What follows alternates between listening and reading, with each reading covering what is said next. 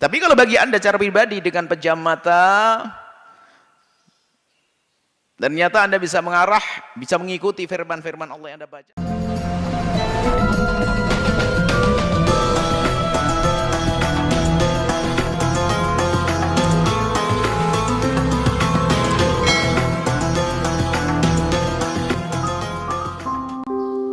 Apa itu khusyuk? Khusyuk nggak ada urusannya dengan mata. Khusyuk di sini tidak ada urusan mata. Adapun masalah memejamkan mata, ulama mengatakan makruh, kecuali ada hajat, ada sesuatu yang lebih penting lagi. Bahkan di dalam sholat kita disunahkan, selagi di depan, tidak di depan Ka'bah, di dalam sholat itu disunahkan kita melihat ke tempat sujud. Makanya tempat sujudnya jangan macam-macam gambarnya, nanti menghayal. Tempat sujud jangan ada macam-macamnya. Kalau berada di depan Ka'bah, kita melihat Ka'bah, itu sunnah. Baik masalah khusyuk ini, kadang-kadang di saat kita salah memahami khusyuk, khusyuk dipikir tenang hati. Bukan tenang bagaimana? Maksudnya tenang kayak apa sih? Bukan begitu. Dijelaskan para ulama, khusyuk di dalam sholat itu adalah hati dan pikirmu mengikuti bacaanmu di dalam sholatmu.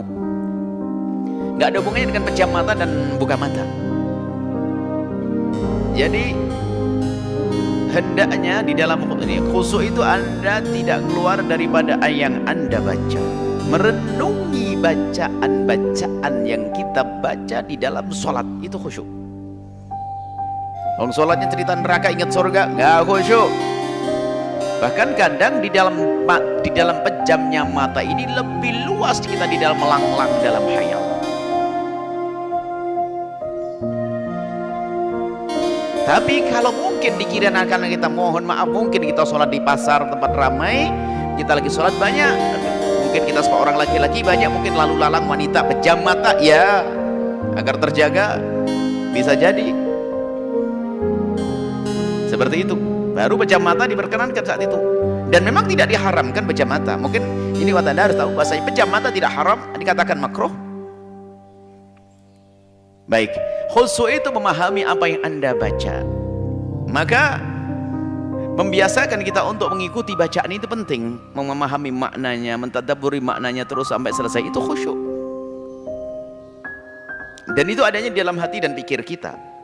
Sehingga kalau kita lihat di dalam sholat, lalu kita bawa akal pikir kita di dalam memahami, mentadabburi firman Allah yang kita baca atau doa-doa yang kita baca, nggak akan kemana-mana itu pikiran. Karena konsen kita ke arah ke sana. Itulah fokus yang sesungguhnya, fokus kepada bacaan. Jadi Anda pahami makna khusyuk dulu ini. Kalau ada orang mengajar khusyuk tidak seperti ya, bukan begitu. Khusyuk pokoknya kamu diam begini dah. Dia buat tatonya dengan diamnya itu lebih enak, dia menghayal loh. Wah, di warungnya ramai, tokonya masya Allah. Sampai imamnya rukuk nggak sadar barangkali karena terlalu khusyuk dia menghayal. Bukan itu. Jadi Anda ikuti bacaan Anda.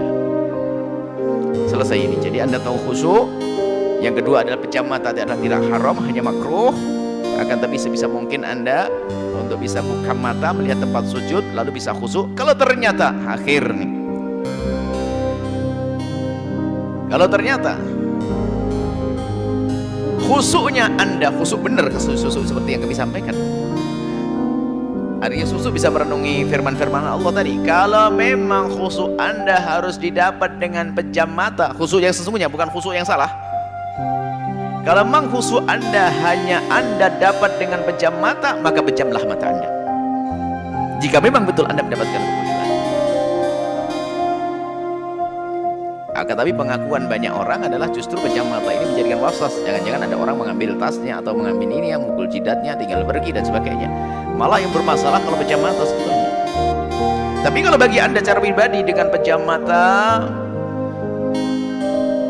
ternyata Anda bisa mengarah, bisa mengikuti firman-firman Allah yang Anda baca, maka pejamlah mata Anda demi menggapai yang namanya kekhusyuan, maka menjadi tidak apa-apa. Karena bagi Anda lebih baik semacam itu.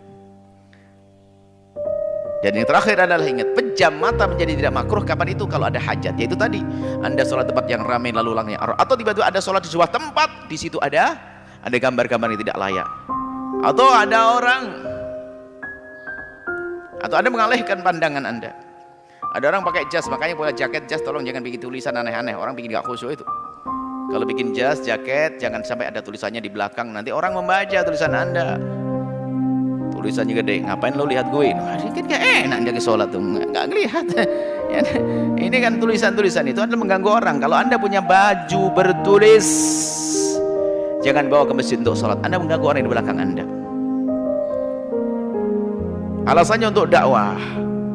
Ya dakwah ganggu orang. Wah, al-bahjah. Ya mikir al-bahjah di mana ya al-bahjah? Ente telah mengganggu orang banyak sholat ya al-bahjah bajunya. Yang bajunya bertulis di belakang jangan dipakai sholat. Ini yang di belakang mikir al-bahjah itu apa sih? Apa ya? Mikir dia, sholatnya lupa gara-gara kamu. Nah, ini harus ada adabnya kalau punya baju. Apalagi gambarnya aneh-aneh seperti itu. Jadi situ itu ya. Jadi kalau memang di hadapan Anda sesuatu yang mengganggu kekhusyuan Anda, jika dipandang maka pejamkanlah. Tapi pada dasarnya pejam mata adalah makruh dalam keadaan normal. Tapi jika Anda mendapatkan khusyuk dengan pejamlah mata Anda. Tapi Anda harus tahu apa itu khusyuk yang sesungguhnya. Ada lagi tip dari Imam Haddad rahimahullah ta'ala. Jika memang susah khusyuk kemudian kita belum paham maknanya, paling tidak ikuti, baca, bayangkan lafadznya. Mungkin Anda orang Jawa, Sunda, orang Indonesia deh yang belum ngerti maknanya dalam bahasa Arab, tapi kan bisa membaca, menulis. Maka berhayallah, maksudnya ikuti lafaz bacaanmu seolah-olah mata membaca Alhamdulillahi Rabbil Alamin Ar-Rahmanir Rahim Maliki Yaumiddin. Lafaz hurufnya yang dibayangkan itu mengalihkan agar kita tidak ingat ayam, tidak ingat toko, tidak ingat yang lainnya seperti itu. Wallahu a'lam bishawab.